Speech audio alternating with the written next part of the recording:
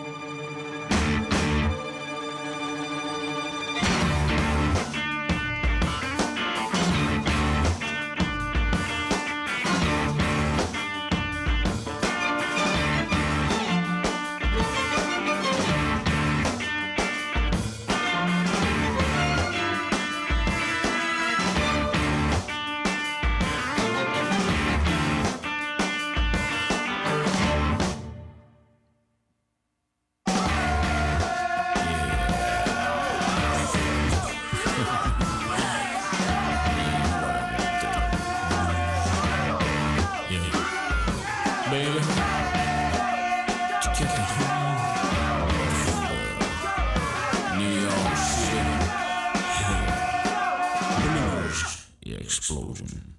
While maybe not the biggest household name, if there is any director that can emit the exact kind of great movies I always clamor for, it's easily Edgar Wright.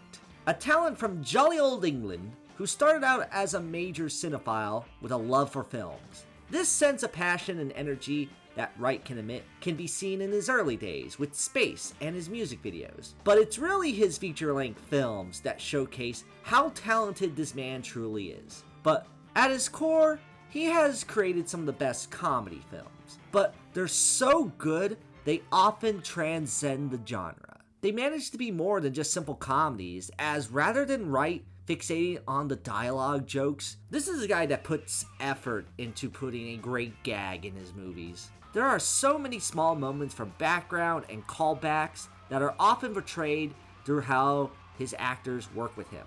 How he manages to have the camera and editing perfectly set up for a joke. And also just simply having films that are often personal stories about growth. He creates some of the best movies I've seen. And in this video, that's what I'm going to honor today. I'm covering every single featured film from Edgar Wright and ranking them. Not only to give off some good recommendations from a great director, but also as a way to highlight what I love about the work of someone like Edgar Wright. So don't blink, grab your Cornettos, and head on down into the Winchester, as it's time to talk about the films of Edgar Wright, ranked from worst to best. Let's get started. Now, the one standout thing about this list is that unlike the previous ranking videos I've done in the past, where the bottom movie was either something that was mediocre at best or bad at worst, this list, however, I can honestly say there's not an Edgar Wright movie that I would consider to be bad. All of them, I would say, at least are good in their own right. However, there is one film in particular that is considered the weakest of his filmography, and to a point that it definitely has a backlash. A movie I talked about a few times in the past, but want to get more in depth now that a good amount of time has passed to see if this holds up. Which movie is it? Well, the most recent film in his filmography, Last Night in Soho, is considered the black sheep of Edgar Wright's films, as the film was met with very mixed reception from critics and audiences. There were plenty of fans, but also a lot who felt the film was a massive disappointment and not very good. I did highly praise this movie when it came out, but upon rewatches, I think I might have gotten a bit carried away with giving it as high of a score as I did. It might be due to hype because I was incredibly excited for this movie, having to wait a few years being delayed to COVID. Though how could I not? Because this was an ambitious idea for Wright, as this film was set to be a full-fledged horror movie. Not a comedy, but straight up horror. The prospects of that idea seemed super promising, and it was looking fantastic from the trailers. Though I think the hate for this movie gets a little excessive, with some saying that this film was straight up terrible. Really? I mean, I understand being disappointed, but this is by no means a bad film. In fact, in a lot of ways, I still would even say this is a movie that has a lot of excellence to it. The film centering on a young girl named Eloise who goes to fashion school, where she stays in a hotel that, due to some supernatural force, gets her transported to the 60s, where she witnesses the life of Sandy, with all the dark mysteries being revealed regarding her past in a film that I do think has a bit of an interesting premise, and Wright is still doing a lot of incredible stuff as a director here. There are still so many set pieces that still retain Edgar Wright's creative juices as a director, with still a great use of editing and cinematography. Seriously, some of these shots and edits regarding how Ellie and Sandy intertwine with one another is seamless. And to shrug off everything in this film as straight up bad, I think it's a bit of a disservice, as we still get a lot of what Wright does super well here. It still has a lot of the great aspects we love seeing in his films. Great use of colors, and a fantastic soundtrack that, while not his strongest, still is utilized so well within the film. He has a love for music, and to see a film having so many great songs from the 60s that complement the story makes this a very engaging watch. I still think Ellie is a really good lead, being one of the more intentionally likable leads of Edgar Wright's films. Her passion for the 60s and career in fashion makes me hope that she gets through the events of the film okay. Thomasin McKenzie really sells this role so well, and I'm glad she's able to showcase a lot more talent as a leading lady. Anya Taylor-Joy also commands a presence quite well, being as pretty and mysteriously interesting as one would expect from a Wright movie. Sandy's whole story also becomes fascinating to watch as we see her tragic situation unfold in a very unique way, with Ellie witnessing her past in real time. And I think the payoff to where the story goes honestly works for the most part. Not to say that it's perfect, but it does lead to a lot of intrigue. As the film goes on, it does lean more into the horror aspect, which in a lot of ways still works. The way it tackles the issues of misogynistic men trying to take advantage of women during a time period where it wasn't as talked about as much does add to one of the main things I praise about Edgar Wright as a director. He certainly is a director that celebrates a lot of nostalgia. Edgar Wright celebrates a lot of the great art and talent that came out of that period, but is also critical of how things weren't always perfect in the past. He is just as critical of nostalgia by emphasizing the dangers of romanticizing a different time period that you didn't grow up in.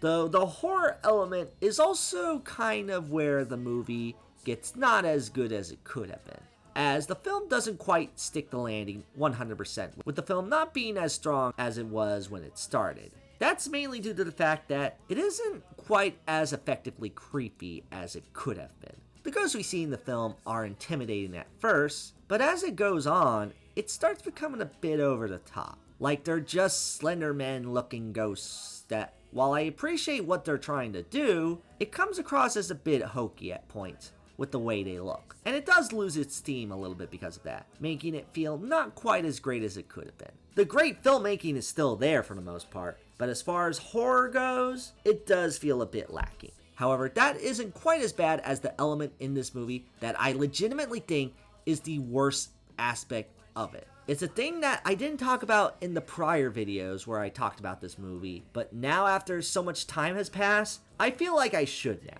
So skip to this time frame if you do not want to be spoiled. And that element being this dude right here. Terrence Stamp appears in this movie, and not a bad actor. His role seems fairly interesting at first, being this mysterious man who's on the lookout for Ellie. This is a dude who is very suspicious. And what's the issue with him exactly? Well, I make it my business to know all the pretty girls around here. I know what you did. I've done a lot of things, Eloise. A few moments later.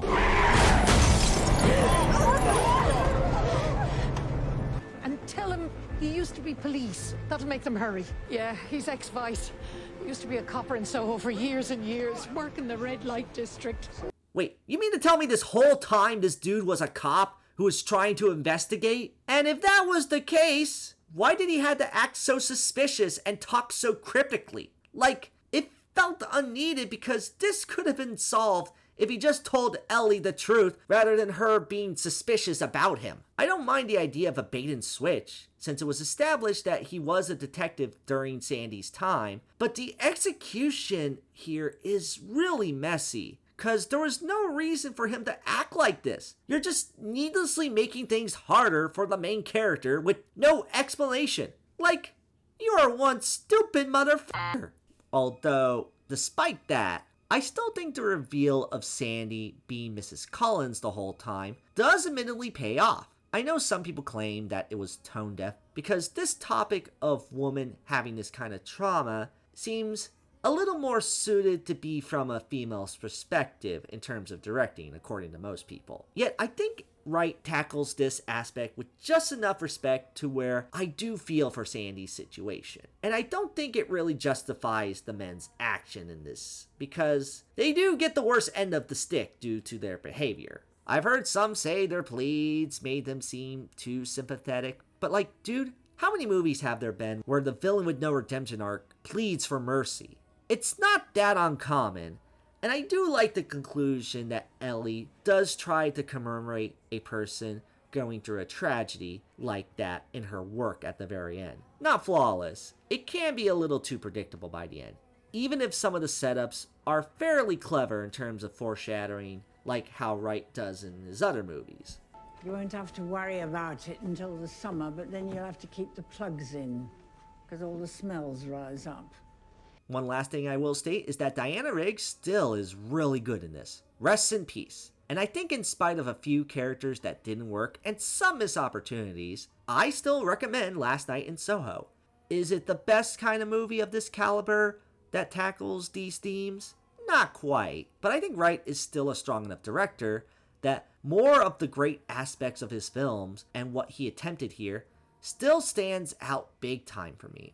At worst, it might just be a bit disappointing, with it not living up to the peak we're used to by Edgar Wright. But this still has too much good to be considered bad. I think the negative reception is sometimes heavily exaggerated with how some people claim Wright fell off big time with this film. Like, damn, he makes one movie that didn't live up to your expectations, and suddenly it's like he stopped making good movies altogether. Like, chill, dude.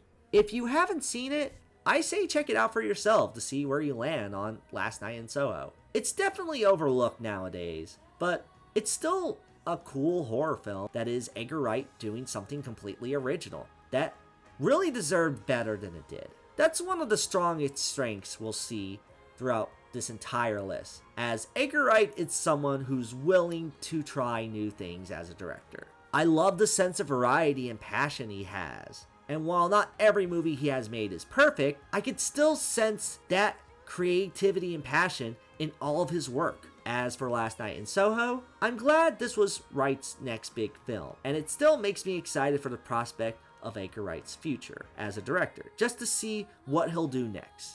The originality this dude has still wants me to see him make more movies. And this film, despite its low rank, is still worth spending the night at Soho, at least for your own experience.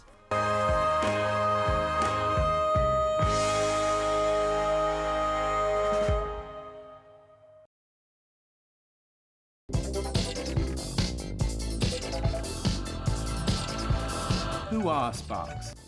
We are Sparks.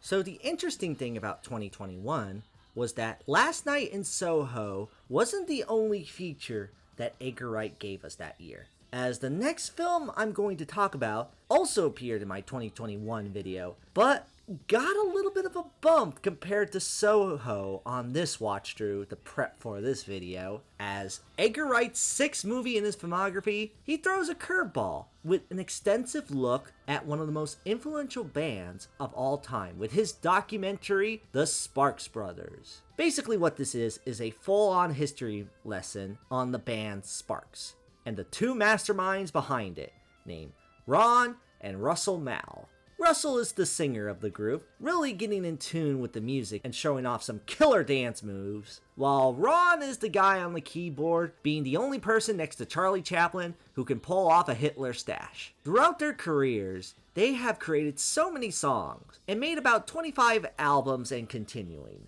Though what kind of music do they make?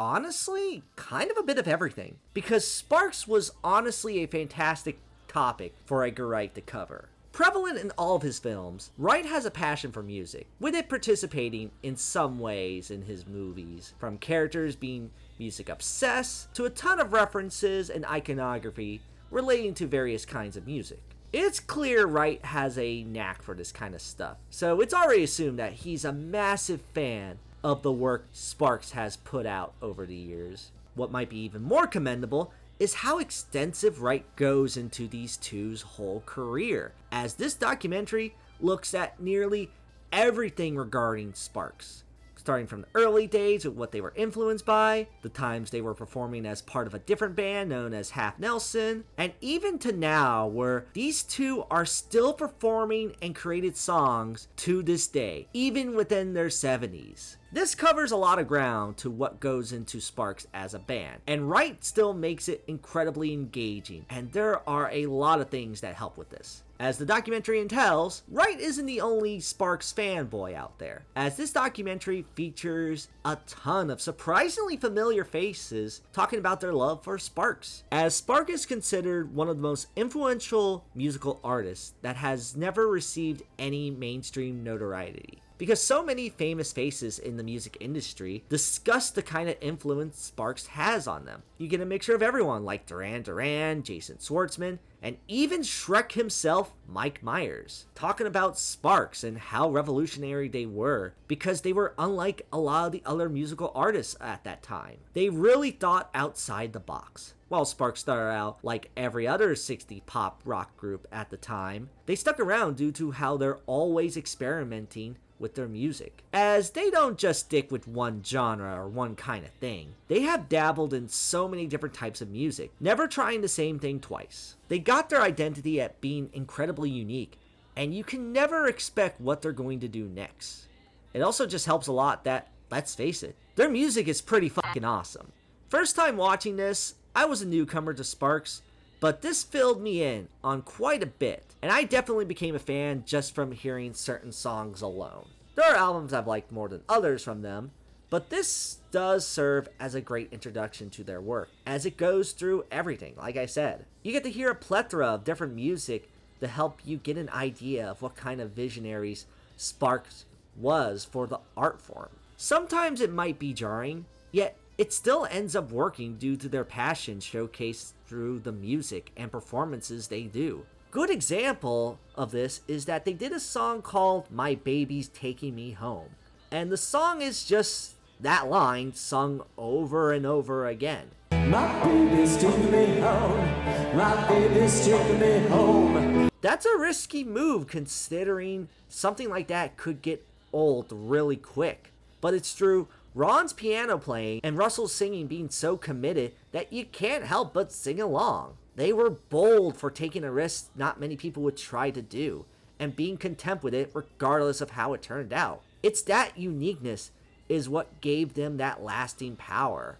As no wonder why Edgar Wright wanted to expose these two more as the musical geniuses they are. It's fantastic that Sparks managed to get even more exposure with this, and even more so to see just how much love so many other talented artists have for these two alone. To see someone like Flea from the Red Hot Chili Peppers be all fanboy over Sparks is honestly really charming to see. I think that's one of the things like why a band like Sparks isn't as big as the biggest bands in the world, because they're fucking funny.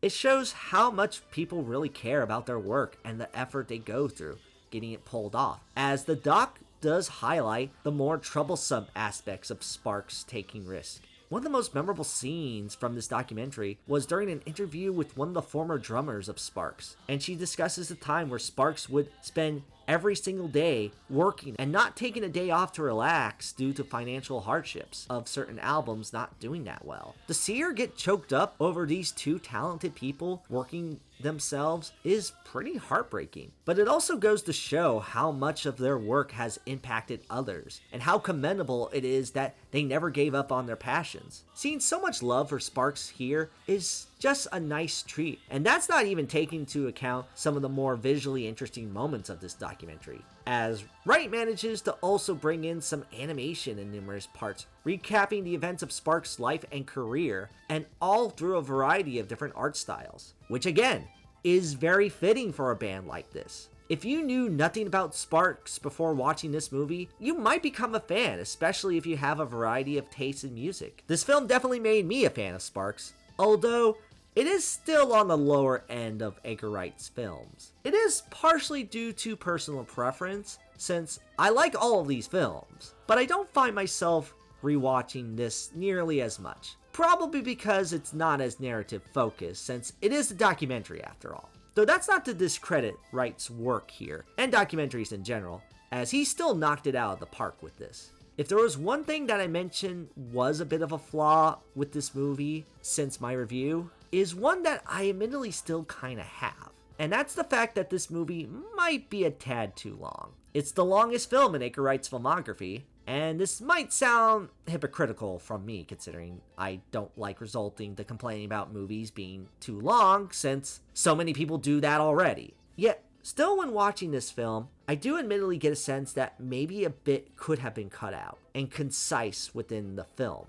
Now I might be in the minority here, since there is still a lot to go over with Sparks, and I'm curious to see if there's any diehard fans of Sparks who felt that this film didn't need to omit anything from their history. Plus, I totally get Edgar Wright wanting to be as extensively informative on this band as he could be. I mean, I should know, I made a 90-minute video on Foster's Home for Imaginary Friends for that exact reason. So I understand maybe feeling like certain details don't need to be cut out. Though, I do think maybe not necessarily cut out, but at least more concise. Like, maybe not quite as fixated on the influences of Sparks, where it's just talking about the movies and other music they like. It does start to feel this way more towards the end of the film, as the movie really feels like it's going to wrap up soon, and it still goes on for another couple of minutes. And it starts to feel the most repetitive there. I mean, don't get me wrong, I love Sparks. They're a fantastic band, but there's only so many ways you can say, yeah, Sparks is awesome, during the last 10 or 20 minutes of this film. Yet, I can't complain too much, because it's still one of my favorite directors, talking about a pair of artists that influence him big time. Plus, it also helps that Edgar Wright, even in documentary form, knows how to direct the shit out of a movie.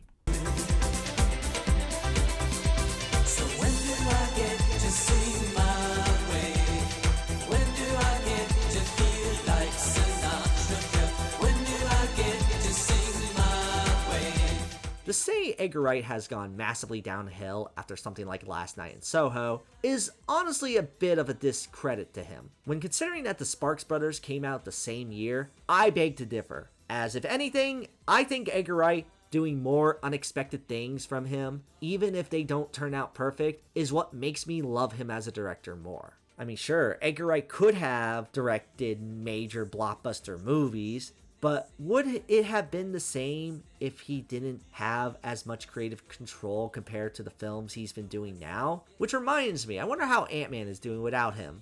Surprised to see me? Yeah, never mind. Anyway, back to Wright. I think the fact he did both Last Night in Soho and the Sparks Brothers, two movies that weren't really comedic and were completely different genres that Wright hadn't fully done before, is commendable. Honestly, it makes him directing the Sparks Brothers all the more perfect because, much like Ron and Russell, he doesn't do the same thing twice. He always tries to do different things and mix it up a little when it comes to variety in the films he has directed, even if it backfires. It's not always the end, as if something else new doesn't work, you can always try something else that you haven't done before. It adds variation, and it's the kind of variation that makes me glad that I've kept up with Edgar Wright's work as much as I can. He's a talented dude that I'm glad got a documentary made, and I'm just excited for whatever project he has next. If you still haven't seen the Sparks Brothers, definitely give it a watch. If nothing else, it will introduce you to one incredible band that has a discography reflective of even Wright's own filmography. Oh, and while I'm at it, if you want a recommendation on which Sparks album to listen to first, I say go with Number One Songs in Heaven. Seriously, that album is sick. But regardless, Edgar Wright's musical journey on the most popular niche band is deserving of having the number one songs in heaven.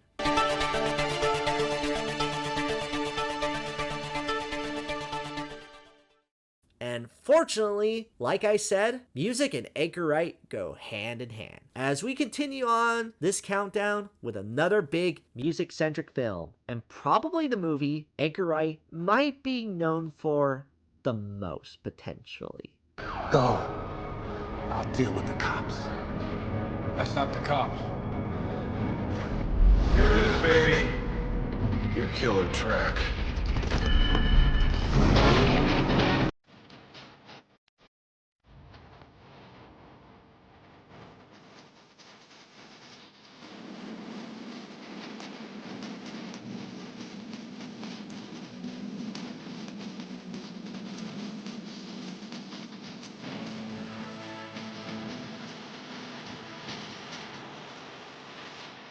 Gotta start the song over.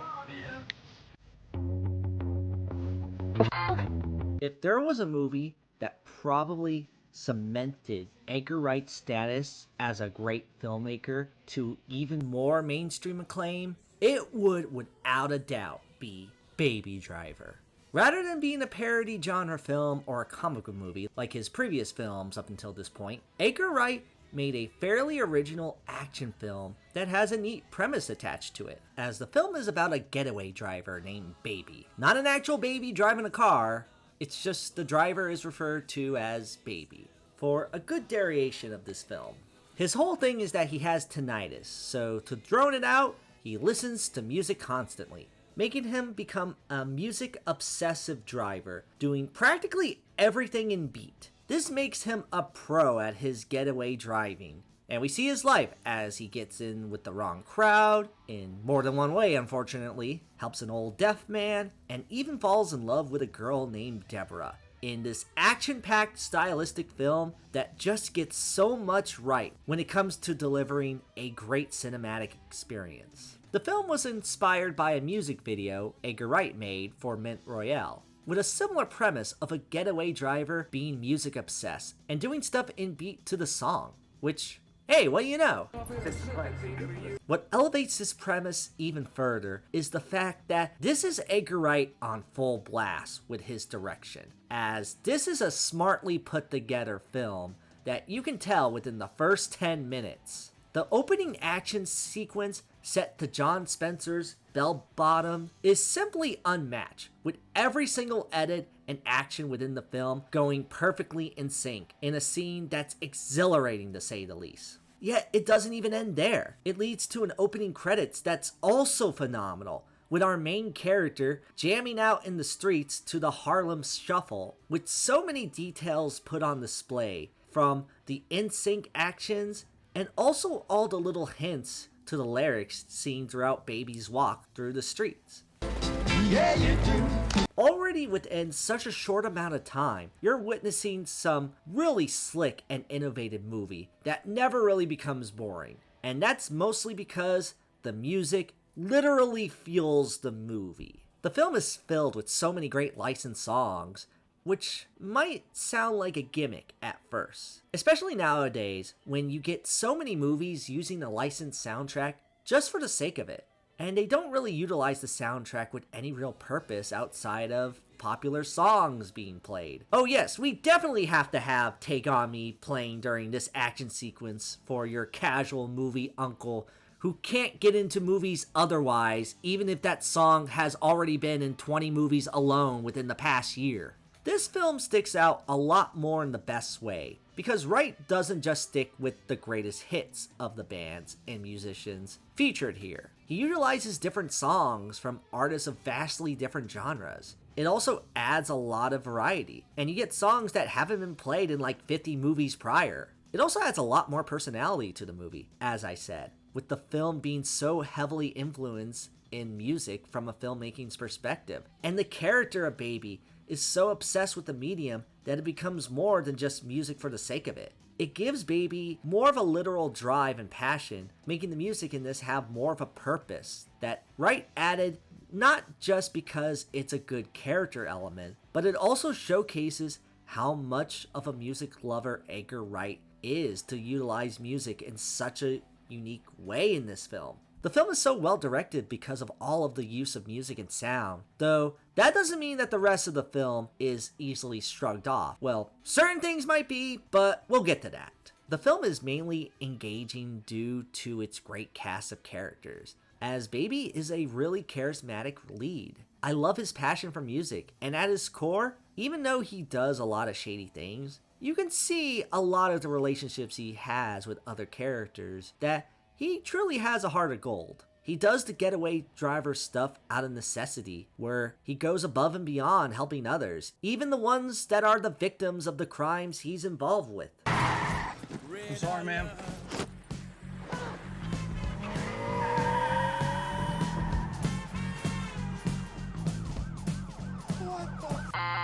It also helps that he has a love interest in the form of Deborah, who I also think is fairly cute as a likable leading lady due to support Baby. Some may say the romance in this isn't that strong, and I don't think this is the best relationship explored in an Edgar Wright film, but I find their little bit of puppy love rather cute. They get along well, and they serve as a good motivator for one another, making you really care that they end up making out of this situation alive. Not just that, but the other supporting characters are also pretty entertaining. Jamie Foxx is really good as Bats, a tough guy who's completely unpredictable, that isn't afraid to speak his mind. He works super well, and I love how a lot of the stuff surrounding his character ends up being just as unpredictable as he is. I just love smoking pigs. And Fox does a great job portraying that crazy energy quite well. Jon Hamm is also awesome in this. Doesn't have a whole lot to say at first, and being a rather chill companion to Baby. But by the end of the film, you see that rage that was building up unfold big time after circumstances occur, elevating the stakes of the finale. Oh, and I don't want to forget John Bertinel in this as well, who has an extremely small role in this, but honestly, it's kind of worth it just for this one line. If you don't see me again, it's because I'm dead.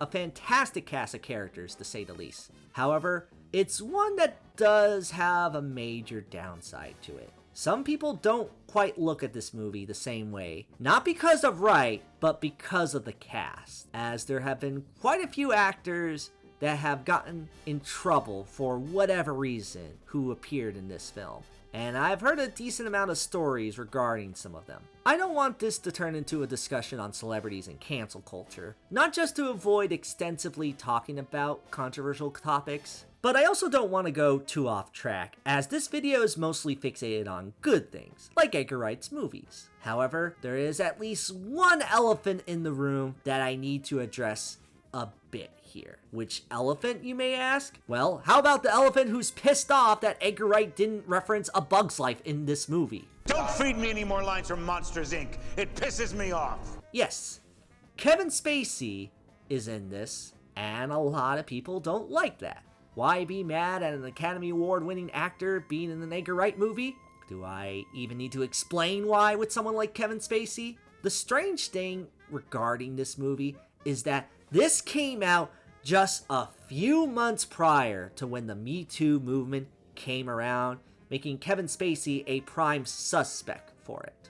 Which, man, Edgar Wright better thank his lucky stars that Baby Driver didn't came out before all of this, so he didn't have to deal with that controversy and try to get him replaced by Christopher Plummer at the last minute.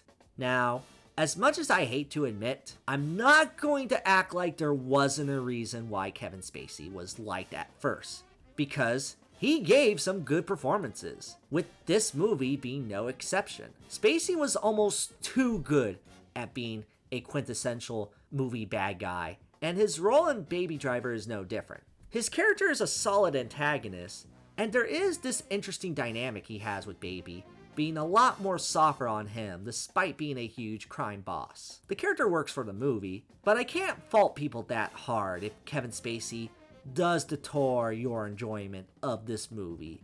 Because yes, what he did was terrible, and no one likes dealing with that. Especially when you hear awkwardly poorly aged lines of dialogue like this. Though, because I was just blinded by the balls on that kid. Yeah, that's pretty dated to say the least. But you think that's bad? Listen to the commentary of this film by Edgar Wright himself during the sequence where Kevin Spacey fortunately gets axed. Well, there goes Kevin for a second time. I realize, Kevin, if you're watching, I realize you being reversed over has ruined your chances of being in a sequel, and I apologize for that. Yeah, sure. Let's go with that. Keep that in mind when Baby Driver 2 comes out, which will be never. But honestly, I'm okay with that, because regardless of what might damage some of the reputation of this movie, doesn't change the effort Wright put in this film. As disappointed as I was when he wasn't directing Ant-Man, I'm glad he did this instead. Rather than going with another studio for a blockbuster superhero movie, Wright gave us something new and original that's a lot of fun. A testament to how great he is as a filmmaker, that I can see many enjoy this movie in spite of certain aspects to it.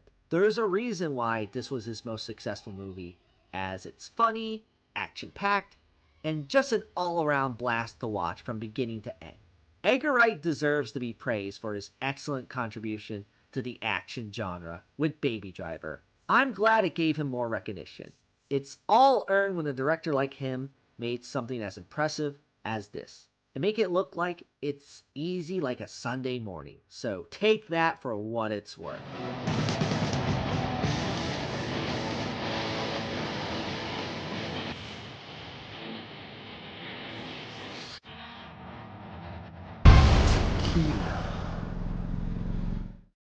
Now, for the next batch of films I'm going to cover, notice that there are 4 films left. And this is where, before I discuss the number 1 film, which should not be a surprise for anyone watching who knows me, the next 3 films are all within the same category. Like many great directors, Edgar Wright actually does have a trilogy under his belt. Spielberg has the Indiana Jones trilogy, Richard Linklater has the Before trilogy, Peter Jackson has the Lord of the Rings trilogy, Christopher Nolan has the Dark Knight trilogy, and good old Edgar Wright has one of the best of them all, that being the Cornetto trilogy. Now you might be asking, what's the Cornetto trilogy? And some of you might also be asking, what the fuck is a Cornetto? So Edgar Wright has 3 films under his belt that are probably his most well-known, being these British comedic takes on classic movie genres. It's not a trilogy in the traditional sense, as each of these movies have different characters and storylines that don't really intertwine or overarch in any sort of way.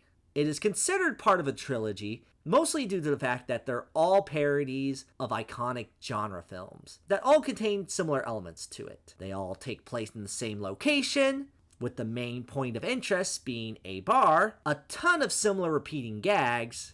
I'm taking a shortcut before. And it has a lot of the same cast and crew members, with Simon Pegg and Nick Frost being the main leads in all 3 films. Oh, and Cornetto, if you must know, is a certain type of ice cream that makes a brief appearance in each of these films. Do you want anything from the shop? Cornetto.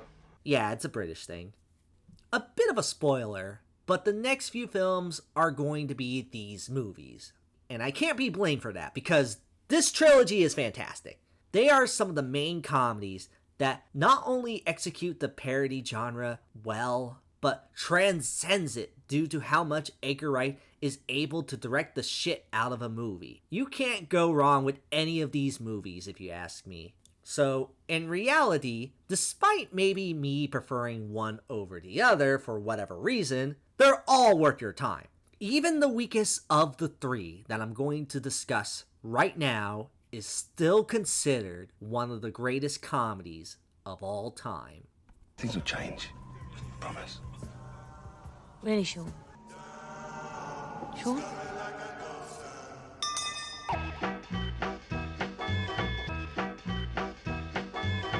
The film that single-handedly brought Edgar Wright on the map. There is no movie that significantly changed the movie comedy genre for the better than Shaun of the Dead. This was one of those movies I first watched when I was in high school, because I was really getting into my film buff phase and watching films that were considered really great among cinema lovers. At the time, this movie was fairly new, and first watching it, I had a great time. But over the years, it's one I've gone back to numerous times due to how much of a well-executed comedic take on George A. Romero's Dawn of the Dead this is. It's considered, for many, myself included, as a zombie classic and a Halloween classic, cited as being one of the very best horror comedies out there. Though I have to admit, for me personally, I put a much heavier emphasis on the comedy aspect. I know this movie can be lumped into the category of horror due to the nature of it being a zombie film, but I honestly can't really do that, mostly because...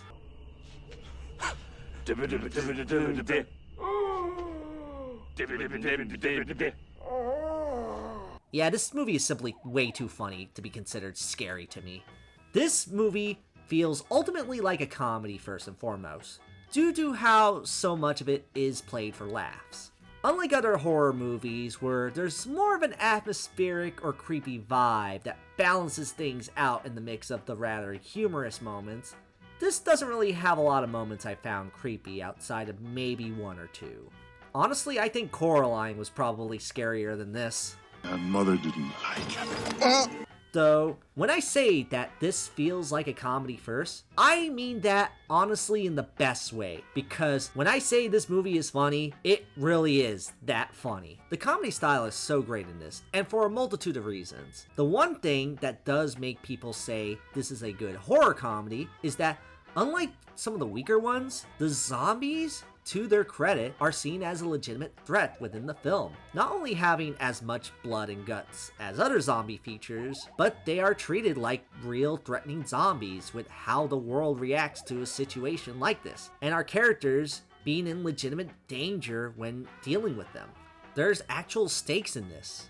And one big thing that makes those stakes feel a lot stronger are the characters in this. The humor in the movie tends to come a lot from just this relatable story about a guy going through a rough patch with his girlfriend. The film is about Shaun dealing with his relationship troubles with Liz, trying to live through his life in the most mundane way while dealing with his problematic best friend Ed, all while dealing with the zombie apocalypse. Shaun's obviously a bit of a fuck up, but you still want him to succeed, as this unexpected and out there situation for him does make him grow to be a better person, taking command and admitting to his faults with other friends. Simon Pegg makes this character feel real and down to earth, as you can relate to a guy who might have gone to a similar rough patch that commonly happens with couples. He's been a great collaborator with Wright over the years, and this film cemented his status as a great comedic icon. He plays things mostly straight, though when it gets to his breaking point, he pulls it off in both hilarious and even rather convincing ways. The film does have a genuine heart to it, as when you see these characters grow through this short amount of runtime, those stakes hit a lot harder. I mean, a lot of people claim that the scene with Shaun's mom near the end is a legitimately heartbreaking moment. I don't want to explicitly say in case you haven't seen it, but if you have, you know exactly what I'm talking about. And I can't blame you, because it is heartbreaking after seeing these characters try to get through this and becoming more likable. that goes with Ed too, who might be seen as a massive prick in the film, but also is kind of a lovable oaf as well, played hilariously by Nick Frost. Some may argue he's a bit too much of a dick, but I think because Pegg and Frost have such a great dynamic and feel like genuine longtime friends over the years, makes this friendship incredibly viable. It's no wonder why these two have been considered one of the top great acting duos, because yeah, they're awesome. Though that's also not taking into account the other major thing that works about this movie. As for being his directorial debut, this is an excellent first impression. Wright had already showed off a lot of his directorial style with his series Space, but with a film budget, he's able to elevate it further, as while there's still a lot of jokes in relation to the characters, the humor also comes a lot from how it's directed. This film has a ton of gags based on visual cues, whether it be stuff in the background, certain cuts in between scenes, or the way the camera carefully pans to highlight certain gags make this a movie layered with jokes. It also adds to the movie's sense of humor and satirization of human beings and comparing them to zombies in the Jorge Romero films, as a lot of the movie kind of repeats itself as part of the joke. But it's also to highlight the mundanity of everyday life, to where an apocalypse like this wouldn't be caught on right away. And to add things even further, every background actor you see in this movie becomes a zombie at one point. There's a lot of them here. So not only does it add to the scale of this relatively smaller comedy, but it was probably a blast to be a zombie on this set. Wright does thread the line of being a legitimate zombie movie due to how awesomely directed it is. How could one forget the bar fight set to Don't Stop Me Now? The way it's so synchronized to the beat and the over-the-top feel, while still adding some tension within the comedy, makes this film way ahead of its time. This is just the beginning of staples of Edgar Wright's films, and it just gets better from there. Not to mention a great soundtrack in general, which is another thing accustomed to Wright's filmography. Maybe I'll put this on some random. What else can be said about something like Shaun of the Dead? Really, at the end of the day, it has now become a bona fide classic, as it deserves. It's a phenomenal take on the zombie genre that's every bit as funny as you would want a parody to be, while being a film feeling very real in the mix of all the zaniness. If you haven't seen it yet, do so. It's a good starting point for Edgar Wright's filmography. It's the perfect zombie comedy from an incredible filmography. Yet, that's just the start to this incredible trilogy. The next two end up being even better in my eyes, if you can believe it. Though that just cements Shaun of the Dead even further as being an already timeless film as a part of a trilogy like no other, and one to watch as a way of waiting for all of the disasters in your life to blow over. So take that for what it's worth. Yeah! Well, we want to be free. We want to be free to do what we want to do. And we want to get loaded. And we want to have a good time. And that's what we're going to do. Well, when, baby? Let's go. We're going to have a good time. We're going to have a party.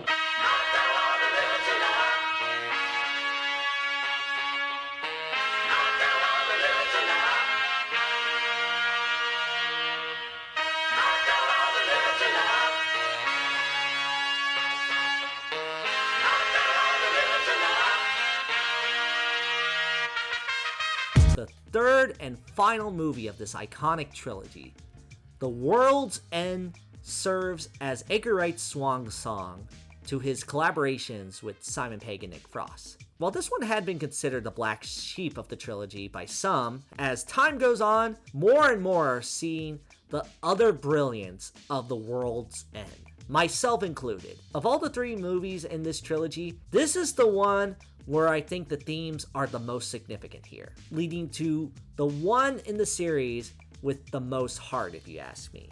The film is centered around Gary King, a young man who had everything: luck with the ladies, a great team of pals, and was essentially on top of the world in high school.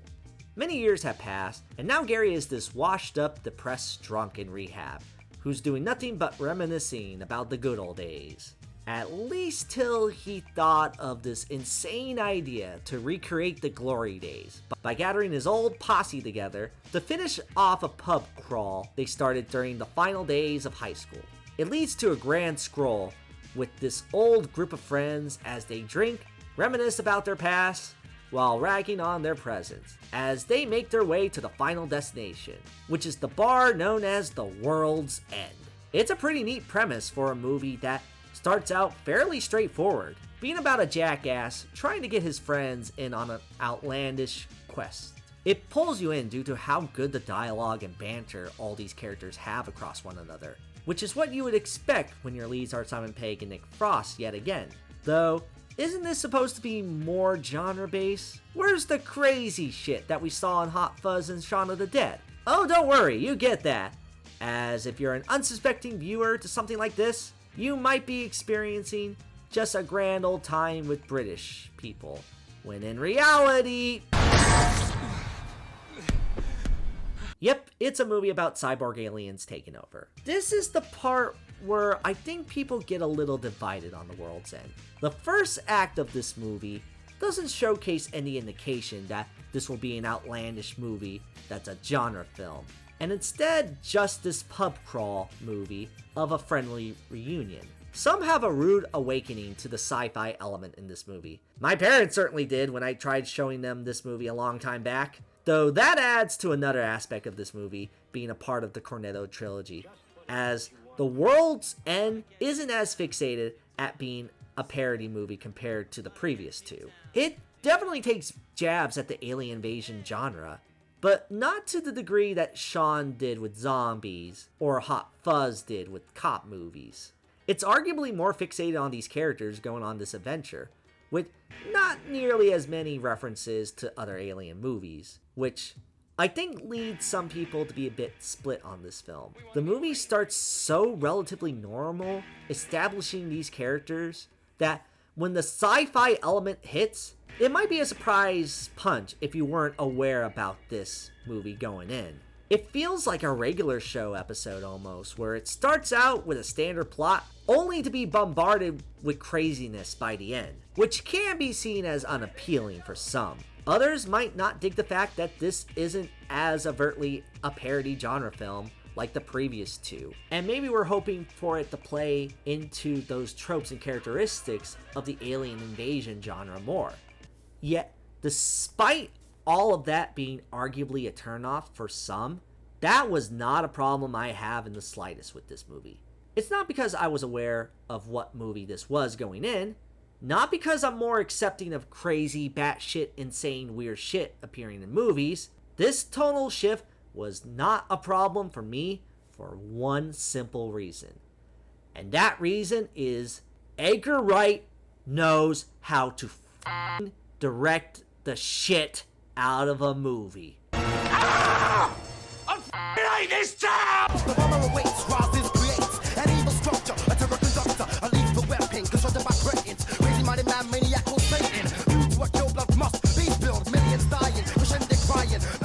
See, when watching this movie, this is some absolute top-tier directing when it comes to being a unique action film. All the quick cuts, fast movements, and attention to detail regarding every little thing in the film is all here in full blast. The use of lighting and colors make this a visually awesome looking movie that's emphasized even further during the action sequences. Like, you wouldn't expect action this good in a movie about a pub crawl, but by George, Edgar Wright managed to make it work so well. Everyone is committed 100% to this film's chaotic energy. That's just exemplified more and more as the movie goes on. Even from a story perspective, there's a lot that Edgar Wright does here that adds layers to this movie, including a lot of great foreshadowing to the beginning of how the events of the film plays out. You see a lot of connections to some of the names of the bars and what exactly happens once they get there.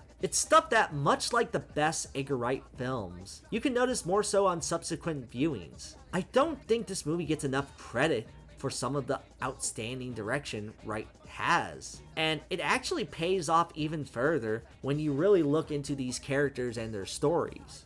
The film's craziness feels all the more exciting when you witness these characters and their growth throughout the film. That is mainly the lead, which Gary King is one fantastic leading character for such a strange, bizarre journey. Granted, Gary starts out as an obnoxious prick around his friends, but it does come from a bit of an understandable place. This is a guy who is depressed with his life and how everything has not lived up. So this is his chance to relive the glory days he so desperately misses. He does grow as the film goes on, as the movie does manage to be a little critical on having the mindset of constantly being fixated on your past just because life isn't working out so well. That's the brilliance of Edgar Wright. He can make a movie that can be just as critical on looking back at older times as much as it celebrates those good times as well. It's Gary King's journey, and Simon Pegg's performance does have a core heart to this movie that makes me stick with it. The rest of the cast is also really good.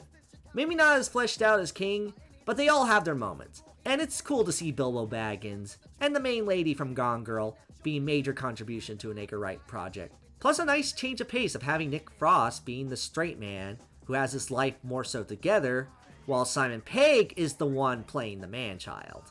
It leads to an ending that does embraces the importance of individuality and not being perfect. That is another major theme this film highlights. Rather than striving to be perfect, the film embraces the imperfections human beings can have, and them just wanting the freedom to be who they are and love that. Especially in today's age, where perfectionism is constantly being expected from everyone, it's nice to see a movie that's essentially seen not being perfect as okay, and you can embrace that. Highlight even further when this movie essentially has Simon Pegg telling AI to fuck off. You don't face it! We are the human race, and we don't like being told what to do. Overall, I think The World's End is an absolutely fantastic conclusion to what might be one of the very best film trilogies out there. While it may not be as overtly a genre parody as the previous two, and the tonal shifts might be a bit of a turnoff, the directing, character themes, and all-around unique nature of this film completely makes up for it. Even if topped by one other movie of this trilogy, it is 100% worth making that trip down the Golden Mile to get to that incredible glory that is The World's End. So take that for what it's worth.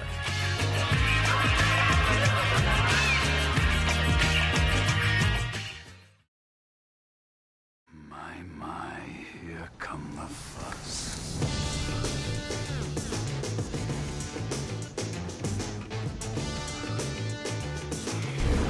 Police Constable Nicholas Angel. Of course. What better film that deserves the honor of being the best of the Cornetto trilogy than a film that is pure awesome? Hot Fuzz stands the test of time as one of the very best parodies, cop movies, and comedies in general of all time. It was awesome back in 2007 and still awesome to this day. Where Shaun of the Dead was a great starting point for Wright's career into film, Hot Fuzz elevates that talented direction up to an 11. In a film so good, many would consider this to be Edgar Wright's best movie. For good reason too, as the film centers around Nicholas Angel, a police officer who's considered the absolute best in his field. He plays by the rules while also being a master at his work in every single field, and is able to protect and serve in the best way. When people say all cops are bastards, Nicholas Angel doesn't apply here, because he is that good. In fact, probably too good, as the plot centers around his colleagues being bitter about how much of a pro he is as a cop, sending him to this small mundane town that doesn't appear to have anything that wrong with it, or so it seems, as Angel starts being rather suspicious of this town, especially with the rise of a few murderers that occur. This leads to Nicholas Angel doing his damnedest to catch the culprit behind these moves, while also teaming up with a movie-obsessive oaf of a cop played by Nick Frost. In a film that very much celebrates the tropes and cliches of cop movies, and to a point where some may say it becomes a high-end version of the exact genre it's trying to parody. I can't even think on where to begin in terms of what makes this to be a top-tier comedy in every faction. I guess the best way to start is, much like Nicholas Angel himself, this film is detail-oriented to the brim, as every single shot, cut, and use of sound is in on some sort of gag or plot element that gives this movie an infinite rewatchability. You really take more notice of subtle plot hints and background jokes that make the film even funnier on various rewatches. This also goes for the narrative, which is still really engaging, as there is a legitimate mystery to this town that you're also trying to figure out in the mix with Angel. One that generally has some stakes for the setting and the main character. So, it never gets uninteresting to see where the story goes. Yet, once you get to the reveal of what exactly is going on, it actually ends up being one of the funnier payoffs of the film. Mainly due to the twists being more what exactly the actual reasonings behind these motivated murders are caused by. They're so much more petty and unrealistic compared to what was actually expected of their motives that it actually is genuinely really funny. I don't really want to reveal exactly into detail in case you're still one of the few who haven't seen this masterpiece, but just know that I'm doing this all for the greater good. The greater good. It does lead to a finale action sequence that I've occasionally heard criticism of. Mainly the fact that some might feel this finale is too much like the big action cop movies with all the editing and over-the-top violence. Like to a point where some may call it too much of what they're trying to parody. However, this is not an issue at all for me in this film. Why? Simple. The same reason as last time. Edgar Wright knows how to direct the shit out of a movie. You're a doctor. Deal with it. Yeah, motherfucker. The third act of Hot Fuzz is movie gold. Just the right amount of great jokes and bombastic action to make it one of the most entertaining third acts of any comedy. There is something so immensely satisfying and hilarious seeing Nicholas Angel give the just desserts to these old fucks. Pegg. It's all edited and shot to a point where this is almost better than a lot of the action in the cop movies this movie is parodying. Edgar Wright managed to excel so much with just his second feature alone. It's a testament of time that really is top tier filmmaking. Not to say that this film doesn't have any sort of heart or passion to it in the character department. At the end of the day, yeah, these characters are still compelling. Nicholas Angel, despite how stern and by the books he is, does have a genuine care for the work he does and want to bring actual justice to the world. He's the best at his job for a reason, as he actually wants to make a difference. And to see a perfect character go through these trials makes it so much more interesting when you see him meet his match. But it makes him an even better cop, and his dynamic with Nick Frost is also ever so charming. Same stick as before, but it's still just as entertaining as ever to see these two team up and also bond. Simon Pegg and Nick Frost are an iconic movie pair for a reason, and this movie certainly is one of the peak of that. The love from these two and Wright has always shined through in these, and Hot Fuzz is certainly the prime example of the greatest the Cornetto trilogy has to offer. If you still haven't seen this film, do so. It's a comedic, action-packed masterpiece in every sense of the word. Whether or not you consider yourself a fan of Wright, this is one of those movies that is a must-watch. If I was able to get my college professor to get interested in rewatching Hot Fuzz again after writing a paper on Edgar Wright as a director, then hopefully this segment will get you to watch it again for the first time. By the way, thanks again, Dr. Shower, for those nice comments on that paper so many years ago, if you just so happen to be watching this, as it transcends the comedy genre as one of the very best of its kind. A cinematic achievement like no other.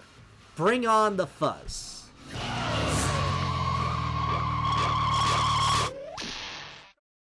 So with all these movies out of the way, and a lot of fantastic pieces of work, what the hell could be number one? Wait, The hell am I asking you that for? Because if you know me by now in any capacity, you should know what the number one movie is. After all, there is only one choice that could have been picked for the best thing Edgar Wright has ever directed. So, without further ado... Okay, let's start with Launchpad McQuack. That's not the actual title of this.